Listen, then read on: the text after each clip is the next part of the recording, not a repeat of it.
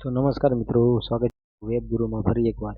તો મિત્રો આજે આપણે આ જે 450ના આ જે ટકાવારી છે બરાબર 15.9, તો આને સૌપ્રથમ આપણે કઈ રીતે ગણવાનું. તો મિત્રો જ્યારે આ રીતની રકમ હોય ત્યારે સૌપ્રથમ કોઈ દિવસ તમારે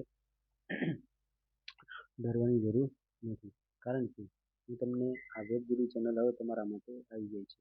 તો મિત્રો શરૂઆત કરી દઈએ. તો સૌપ્રથમ અહીંયા જે 400 લખ્યા છે એને પહેલા 400 લખી દઈએ. તો 450. ઓકે, 450 લખ્યા બાદ હવે એક વસ્તુ તમારે યાદ રાખવાનું છે કે જ્યારે ના કીધું હોય ને, ના બરાબર, આ રીતે જ્યારે ના કહ્યું હોય તો આ નાનો એક મતલબ હોય છે ગણિતની અંદર. તો ગણિતની અંદર નાનો એક કોડ છે, તો નાનો એક કોડ મીન્સ કે ના એટલે ગુણાકાર થશે, બરાબર. તો ચલો પહેલા તો હું ક્લીન કરી દઉં બધું, એટલે ઓકે, તો એટલે આપણે જગ્યા થોડી મળી રહે, બરાબર.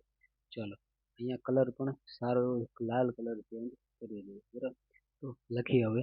તો તમને ખબર પડી ગઈ કે મેં તમને જણાવી દીધું છે કે જે નાનો મતલબ શું થાય છે, તો કે ના એટલે થશે ગુણાકાર.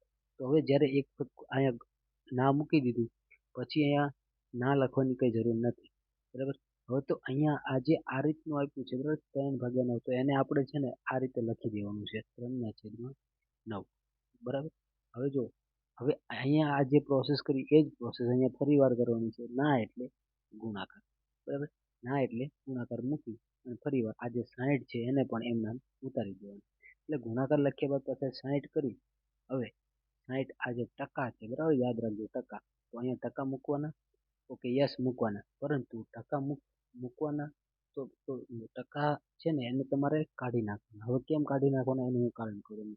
જ્યારે આપણે ટકાવારીમાં જવાબ જોઈએ, બરાબર, ટકા જોઈએ, તો આપણે છે ને ટકાની જગ્યાએ હંમેશા હવે ટકા આ જે ટકા છે એને નહીં મૂકવાના, પણ એની જગ્યાએ એના છેદમાં આજે 60 આપ્યા છે તો એ 60ના છેદમાં અહીંયા 100 મૂકી દેવાના. કેટલા મૂકવાના? તો 100, બરાબર. તો ચલો આપણે ફટાફટ 100 મૂકી દઈએ. ઓકે, આ છેદમાં 100. હવે સૌ પ્રથમ હું તમને આની હવે જો તમને છેદ ના ઉડાડતો હોય તો હું તમને જણાવી દઉં કે જો અહીંયા જે 0 હોય છે એ 0 પહેલો ઉડે છે, અહીંયા જે 0 હોય એ 0 પહેલો ઉડે છે, બરાબર. એટલે હવે આ 0, હવે તમારે જોવાનું છે કે બાજુમાં ક્યાંય 0 છે. તો હા, બાજુમાં ક્યાં 0 છે, તો કે અહીંયા નથી, એટલે મીન્સ કે અહીંયા છે, તો કે અહીંયા ક્યાંય નથી. ત્યારબાદ અહીંયા છે, તો કે એક 0 અહીંયા જોવા મળે છે. તો હવે હું તમને એ જણાવી દઉં કે હવે આ 0 પણ ઉડાડી દેવાનો છે. હવે એ 0 ઉડી ગયો છે. હવે તો ફક્ત રકમ કેટલી વધે છે, તો 45 છેદમાં 45 ગુણ્યા 3/9 અને 6/10, બરાબર. તો હવે તમે 9નો ઘડિયો બોલો, બરાબર. 9નો તો 9 પંચું 45 આવે, બરાબર. તો અહીંયા આ 9નો જે 9નો છેદ કોની સાથે ચાલશે? 5 જોડે, એટલે 9 પંચું 45. એટલે શું આપણે કરવાનું? તો અહીંયા 5 મૂકી દેવાનું છે, બરાબર. તો હવે અહીંયા 5 છે, એટલે કલર બદલાઈને તમે સમજો એટલે યાદ રહે.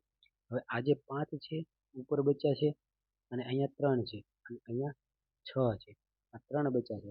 5 ભેગી થશે 15 અને 15 છક કેટલા થશે, બરાબર.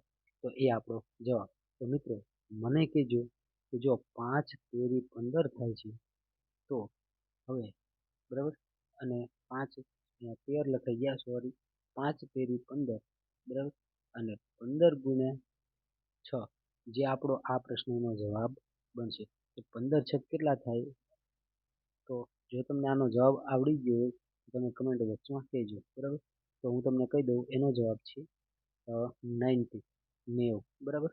ઓકે, તો મળીશું નવા દાખલા સાથે. ચેનલને સબસ્ક્રાઈબ કરી દીજો. Thank you so much.